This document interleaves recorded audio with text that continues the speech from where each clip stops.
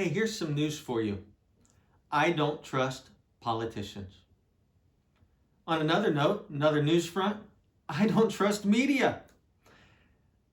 Pretty much anything that comes out of the mouth of a politician, regardless if they are Republican or Democrat, I struggle to trust it. And regardless of what is said in media, I struggle to trust it. Now, I'm going to be real with you. I believe that pretty much everything said by any human being, there is a level of truth in every bit of that message, and then there's a level of false in that messaging too. Which means that any message we're receiving right now, whether it be from a politician or media or wherever your source is, there's probably a level of truth to it, and there's a level of it not being true. And we have to be able to discern that, or often I just ignore it. Now, I have recently been reading a book. It says, Trust Me, I'm Lying by Ryan Holiday. It's written to marketers, and really it's written to explain how media works, and some ways really how to manipulate media to get your messaging out without paying for expensive advertising. And what's interesting is as I read these methods, and it's not necessarily encouraging people to do this, but explaining how media gets manipulated, if I wanted to get a message out, even if it's not a accurate message, a supported by research message, all I would have to do is find a reputable blog to take one of my posts. A message from me. And if I can get a reputable blog to take it, or even better, if I can get a localized news source to take my story or to catch it from that localized blog, the local news source then becomes a reputable source to the national news source. And so you can see how this small message begins to build up to where it's a national news story and it's not supported by any research whatsoever. Now the reason is not because everyone in media is bad. It really is in this society of so many news messages coming at us so fast. Often these journalists don't have time to really do all the research. They have to rely upon trusted resources to get their message. So I just don't trust any of it. Now, I'm not on here to really talk about the lack of trust. It's really to address a different scenario or maybe a different problem that I'm concerned with. And it is the number of my friends, whether they are conservative or liberal, who are buying into the messaging on either side and moving to absolute extremes. We're buying into conspiracies, we're buying into all kinds of narratives. And hey, I'm going to be real with you. Right now, it's easy to write narratives on about any situation you would want. And we're going down these paths and it's moving us to extremes.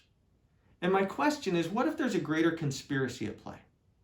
Now follow this picture with me. I'm not saying this is happening, but what if there's a greater conspiracy by a much bigger power? And at the end of every day, our wonderful president, Donald Trump, and meets with that wonderful Speaker of the House, Nancy Pelosi, and they toast each other and say, congratulations on a successful day. Because maybe, just maybe, a successful day is both sides driving messaging that divides the country for a greater good, greater cause.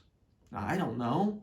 I'm really just trying to throw out a scenario to get us to think, because what is at play is something that is very dangerous right now, and that is division. As we move to these extreme sides, we are becoming a divided country, and as we divide, we are sure to fall. Matthew 12:25 says this, "Every kingdom divided against itself will be ruined, and every city or household divided against itself will not stand." I know Lincoln gave an address on this same thing. No country that is at division with itself can really stand. Let me explain it in the little picture here. Right here I have a popsicle stick. Blue, maybe not the best against the color of my shirt. But if we looked at it from this scenario, in a perfectly unified world, this stick is absolutely balanced. But as we begin to move to the edges, to the far right or the far left, and we start moving to extremes, and as more and more of us start to do that, we see a division. We're off-centered. We're off balance. All the weight is moving to the extreme. And over time, as all the weight's at the edge, it causes a break. In not being balanced, we're surely to crack, break and fall. And everyone, that's what's going on with our country right now. We have to move past the lines of division. So I guess at this moment, I'm speaking to my Christian brothers and my Christian sisters, and I'm asking this. Is it possible that we can forget about being right? Is it possible that we can forget about proving the other person wrong? You know, I do find it interesting that before COVID, you know, the liberals, let's say, most of them would identify with being pro-choice, and most conservatives would identify with being pro-life. In the world of COVID right now, it seems like we have swapped sides, and many of my conservative friends are really fighting for pro-choice issues, and many of my liberal friends are taking a pro-life stance. It boggles my mind how we humans can be so silly. We're not divided, everyone. We all agree. We need choice, and we need to respect life. We just can't agree on which choices and which life, but can we find the common ground in unity? What can we unify on? Well, let me ask you this, or let me say this. If there's one thing I see our country absolutely unified on right now, that is that we all are enduring anxiety. Anxiety of the unknown. Anxiety of what our life and our world is going to look like next week, next month, a year from now. And this anxiety is impacting every human being I know, even the ones that are good at handling stress. So what can we unify on? I want to take you to another verse. It's Philippians 4, 6 and 7. It says, "Do not be anxious about anything. In every situation, by prayer and petition, with thanksgiving, present your request to God.